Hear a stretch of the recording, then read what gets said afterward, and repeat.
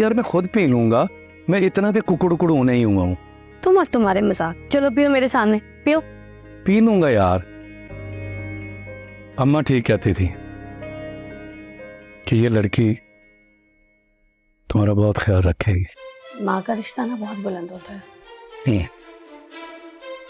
जैसे माँ अपनी औलाद का ख्याल रखती है, उस तरह कोई भी रिश्ता नहीं रख सकता।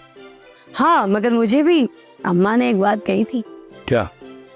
अम्मा ने मुझे बोला था कि ये मेरा बेटा है ना, ये है तो निकम्मा, पर तेरे पल्लू से बंधा रहेगा।